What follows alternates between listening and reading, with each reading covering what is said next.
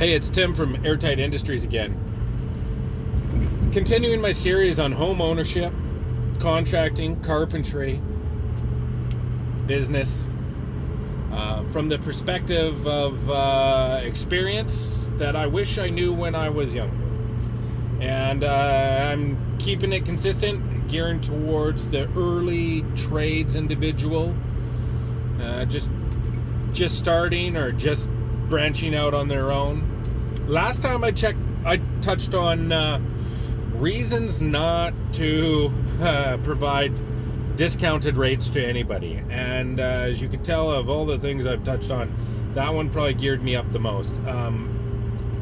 It's a bad idea, okay? But life is tricky, and there will be times when you don't do that. And you might have thought I was going to say you do it. Here are the scenarios, okay? So you provide a good service at reasonable rates. You're going to create a clientele.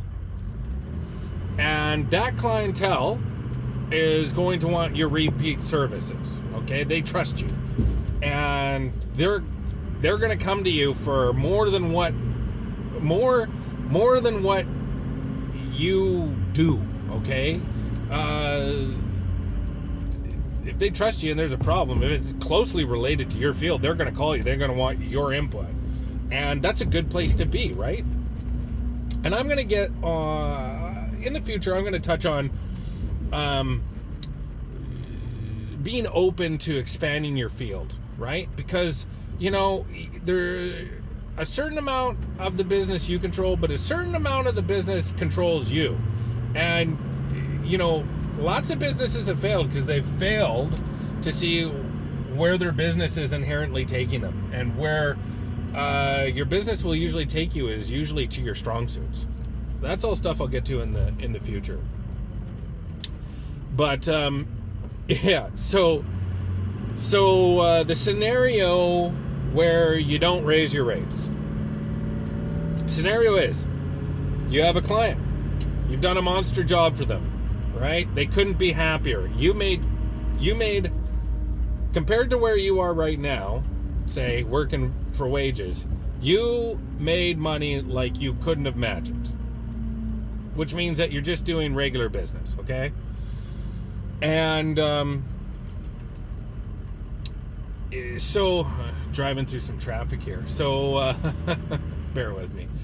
So they call you and they say, hey, I got this. Can you help me with this?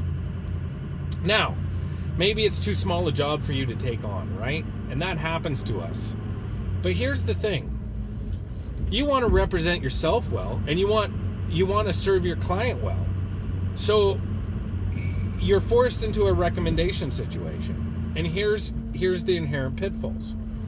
First pitfall, you recommend somebody and they show up and they do a bad job and it looks bad on you, okay? Second thing, you do your due diligence, you recommend somebody, they show up and they do just as good a job as you. Now you've kind of opened the door to competition, which is bad for business. That puts you in a bind in that situation. So you built them a house, they called you for a garden shed. So what do? Well, you know that maybe you can show up and do the garden shed, but the problem is that it might cost way more than what they think it's going to cost if you were charging your normal rate, okay? So that puts you in a financial bind. Well, how do you handle that?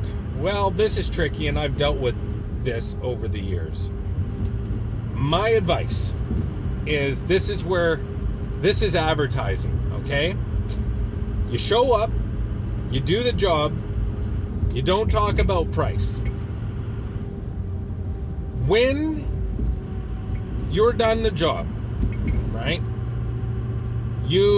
And the price comes up. or whenever it comes up. I mean, I'm just assuming that it happens at the end of the job, as some of mine have. You ask them what they have budgeted.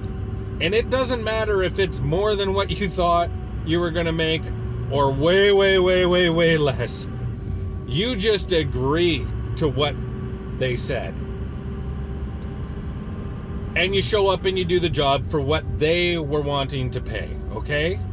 And this gets written off as experience in advertising. Because you've kept that customer will call you for the next big job where you're going to make that money back. No, or not make it back per se, but you're going to have opportunity to make regular profit. And they're going to recommend you to your friends, and you're not going to lose your position in the hierarchy of people they know that solve problems, right? And it's just going to have to be something that you swallow. And this is why you can't work for wages. Touched on that in the past. I guarantee you can't do business as a contractor under your own umbrella for the wage you were making working for your previous employer.